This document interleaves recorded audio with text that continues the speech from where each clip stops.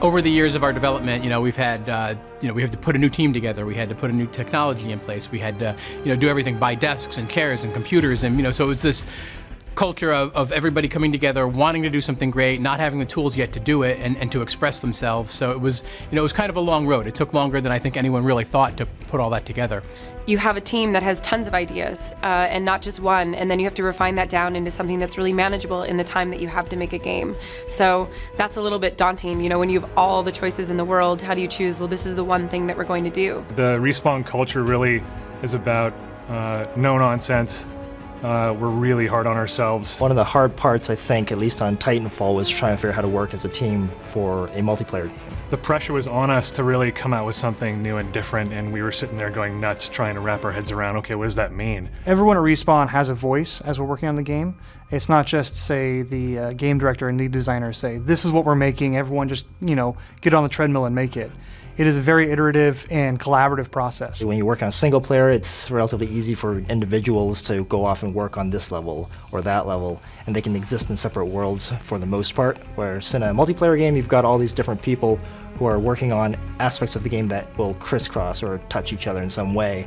So if someone changes something here, it will affect someone else over here, and that can create a lot of tension. We have sometimes very heated arguments, and there's never any hurt feelings, there's never any repercussions for getting, passionate about anything.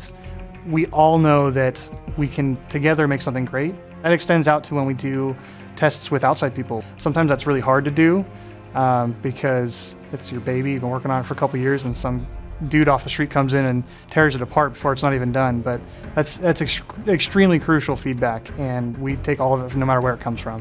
I think we have the ability and the culture that supports the focus of perfection. So you're trying to perfect the right things, and you don't go after the things that really don't support the gameplay. It has to feel right, it has to flow right, and if it doesn't, we keep working on it. And there's things that, if they don't get to that level, I would rather have less finely polished features than more, and have the game be a little rougher. I think there did come a time where we were, kind of coalesced everything into, okay, this is good, this is fun, and we saw the, kind of the seeds of what would become Titanfall.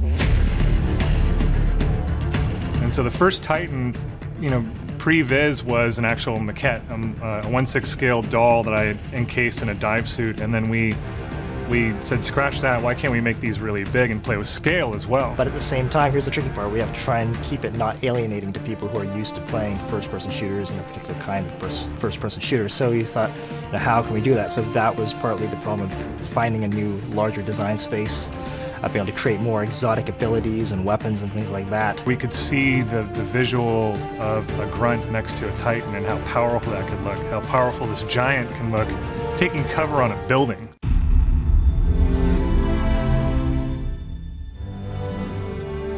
We pour so much of ourselves into this that, you want to put it out there, and there's always that nervousness of, I hope people like it, what are they going to think? Before we went to E3, we'd been designing this game and building this game in a vacuum, and we're our own worst critics, so we were really on it. We went in hoping for the best. I think we were all very tense, and then that moment when the trailer started to roll and everybody was watching back here at the studio and at the convention center was awesome. I was watching Gamescom and PAX live feed with a camera, a webcam, and I was on the edge of my seat. That's what we love. It's, putting the game together, working on it is great, but it's putting it out there in the wild and having people experience it and seeing what they enjoy about it, and that's, really what drives us. It's sort of amazing to watch people play that game, because we don't get that moment as devs anymore. We've been with this project for, some of us years now, and you never get to play that game for the first time like you remember. It was amazing to hear the response from it. It just blew us all away, and it just makes us work even harder. And to have everyone embrace it and say, we understand, it's familiar, yet it kind of pushes the boundaries, and I get this, and I want more of it, and it's great for the team.